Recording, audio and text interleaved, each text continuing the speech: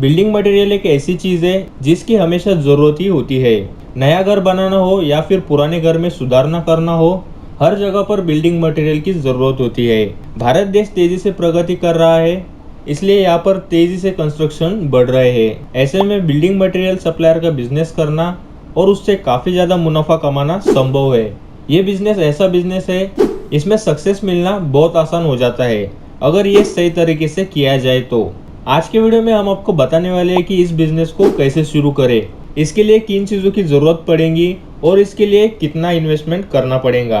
और आपके पास कुछ भी पैसे नहीं रहे फिर भी आप ये बिजनेस कैसे स्टार्ट कर सकते हैं और कैसे इसे ऊंचे लेवल तक ले जा सकते हैं, ये हम आपको इस वीडियो में बताने वाले हैं। इसके साथ और भी बहुत सारी जानकारी आपको इस वीडियो में मिलने वाली है, तो वीडियो को थोड़ा भी स्किप मत कीजिए और पूरा ज़रूर देखिए ताकि आपसे कुछ भी इम्पोर्टेंट जानकारी मिस ना हो। तो चलिए स्टार्ट करते हैं। सबसे पहले हम जानते हैं कि बिल्डिंग मटेरियल का बिजनेस क्या होता है। बिल्डिंग मटेरियल्स में अलग अलग प्रकार के बहुत सारी चीजें आती है, जैसे कि ईंट, सीमेंट, बालू, सरिया, बल्ली, सीढ़ी, कुछ machines, steels, door, windows, cement, खिले, तार, ऐसी छोटी मोटी मिलकर बहुत सारी चीजें आती है। इन सभी वस्तुओं को बेचना या फिर जहाँ जरूरत हो वहां तक पहुंचाना, यही बिल्डिंग मटेरियल सप्लायर का बिजनेस होता है। अब सभी चीजें एक जगह से सप्लाई करना मतलब इसमें काफी बड़ा इन्वेस्टमेंट लगता है, जिसे बड़े लेवल पर किया जा सकता है। लेकिन इतनी बड़ी लेवल पर यह बिजनेस करना और संभालना साधारण लोगों का काम नहीं। यहाँ पर पैसा और लोग दोनों भी बड़े तौर पर चाहिए। लेकिन इसको डिवाइड करके 2 या 3 वस्तुओं को एक जगह पर से सप्लाई करके भी हम इस बिजनेस को स्टार्ट कर सकते हैं। आपको बिल्डिंग मटेरियल सप्लायर बनना है तो आपको इसके बारे में जानकारी हासिल करनी होगी। इसके लिए आपको ऐसी दुकानों पर जाके विजिट करना होगा और वो लोग कैसे काम करते हैं और कहाँ से मटेरियल लाते हैं और मटेरियल कहाँ रखते हैं और कौन सा मटेरियल सप्लाई करते हैं, ऐसी सब जानकारी हासिल करने की कोशिश करनी होगी। इस बिजनेस में आपको सबसे पहले मटेरियल की लिस्ट तैयार करनी होगी।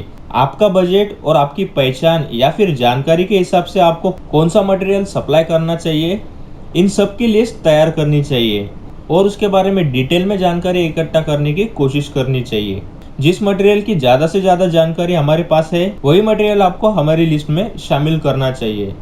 अब दोस्तों यहाँ पे सवाल आता है कि हमें शुरुआत में कितनी इन्वेस्टमेंट करनी चाहिए। हमारी राय से शुरुआत में आपको छोटे लेवल पर ही ये बिजनेस स्टार्ट करना चाहिए और कम से कम इन्वेस्टमेंट करके ही इस बिजनेस में उतरना चाहिए। बाद में धीरे धीरे आपको ही पता चल जाएगा कि बिजनेस को बड़े लेवल पर कैसे ले जाना है। शुरुआत आप 1 लाख से भी कर सकते हैं, लेकिन ये पूरी तरह से डिपेंड करता है कि आप कौन सा मटेरियल सप्लाई करना चाहते हैं। शुरुआत में ही ज़्यादा इन्वेस्टमेंट करने की वजह से बिजनेस ठीक से नहीं चला तो हमारा नुकसान भी हो सकता है, इसलिए कम इन्वेस्टमेंट के साथ ही बिजनेस स्टार्ट करें। अब हम देखते हैं कि बिल्डिंग मटेरियल को कहाँ से खरीदना चाहिए।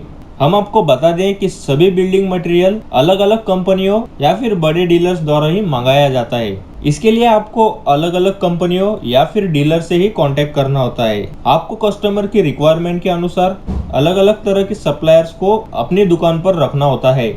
इसलिए अपने दुकान के सामान की जो भी लिस्ट आपने तैयार की है उस लिस्ट के अनुसार आप अपने आसपास के सभी इलाकों में देखिए जहाँ पर बिल्डिंग मटेरियल की कंपनियां हैं और कम से कम 10 से 15 दिन आसपास के सभी इलाकों में सभी दुकान पर पता कीजिए और जहाँ पर आपको ऐसा लगे कि आपको थोड़ा सा सस्ता सामान मिल रहा है तो आप वहाँ से सामान लीजिए।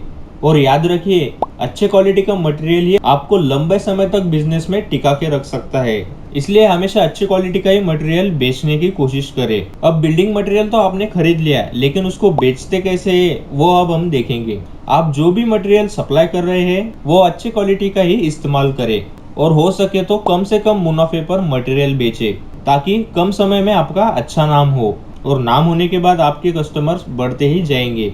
इस तरह से आप कम मुनाफे पर ज़्यादा से ज़्यादा माल बेचकर ज़्यादा मुनाफा कमा सकते हैं और अपने बिजनेस में सफल हो सकते हैं। दोस्तों, इस बिजनेस में आपको ये जानना ज़रूरी है कि जो शुरुआत के कस्टमर्स हैं वो कहाँ से लाए।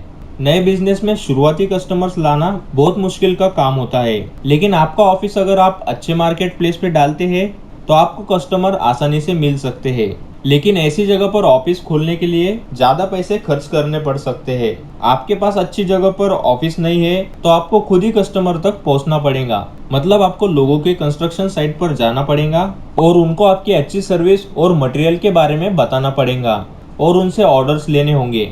अगर कम कीमत में आप अच्छी क्वालिटी का मटेरियल लोगों को प्रोवाइड करते हैं तो कुछ दिनों बाद आपको ढूंढते हुए कस्टमर्स आएंगे, चाहे आपका ऑफिस जहाँ भी हो। याद रखिए कि शुरुआती कस्टमर्स बीज की तरह होते हैं जो बाद में पेड़ बनकर आपको फल देते हैं। इसलिए शुरुआती कस्टमर्स को अच्छी सर्विस देना आपके लिए ज्यादा फायदेमंद होगा। दोस्तों, अगर आप दुकान से ही मटेरियल सेल कर रहे हैं और मटेरियल्स की क्वांटिटी ज्यादा है तो आपको हेल्प के लिए कम से कम एक आदमी की जरूरत पड़ेगी। इसलिए दुकान पर अच्छा आदमी रखें जो अच्छी सर्विस दे और बात भी अच्छी तरह से करे। जब आपका बिजनेस बढ़ेगा तो आपका इनकम भी बढ़ेगा, तो आप और भी लोग काम पर रख सकते हैं।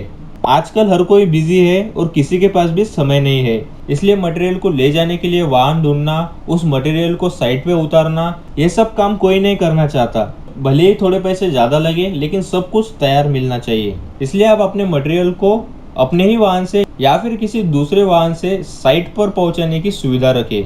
इससे कस्टमर्स का काफी वक्त बचता है और उनको ज्यादा परेशानी नहीं होती।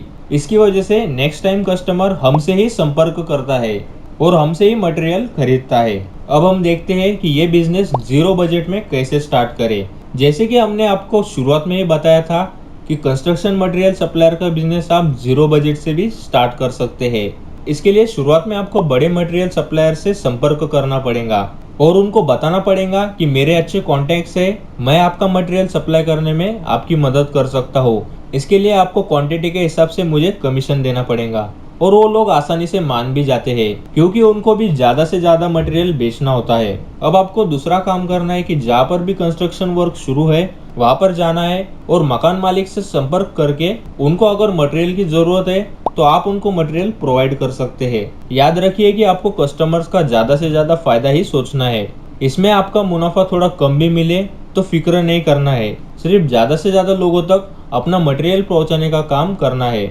इससे जमीन लेवल पर आपके कस्टमर्स बन जाएंगे और आपको ज्यादा से ज्यादा काम मिल जाएगा। शुरुआत में आपको सिर्फ मेहनत करनी पड़ेगी और ज्यादा से ज्यादा डील करके उन लोगों तक अच्छी क्वालिटी का मटेरियल पहुंचाने का काम करना है। याद रखिए कि आपको सिर्फ एक ही कंपनी या फिर डीलर का मटेरियल नहीं बेचना है, बल्कि अलग अलग लोगों का मटेरियल बेचना है।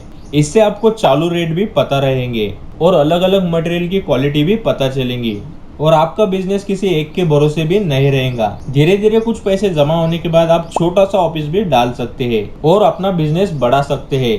इस प्रकार से जीरो बजट में आप आपका बिजनेस स्टार्ट कर सकते हैं। तो इस प्रकार से बिल्डिंग मटेरियल सप्लायर का बिजनेस स्टार्ट करने के लिए जो जरूरी जानकारी है वो हमने आपको बता दी है। इस जानकारी के अलावा और भी कुछ जरूरी बातें हो सकती है जो हमसे छूट गई हो। आपको कुछ भी जानकारी है तो प्लीज कमेंट बॉक्स में जरूर बताएं और वीडियो की जानकारी कैसी लगी ये भी जरूर बताएं और जरूरतमंद लोगों तक ये वीडियो जरूर शेयर करें। तो अभी के लिए बस इतना ही, मिलते हैं अगले वीडियो में कुछ नई जानकारी के साथ। धन्यवाद।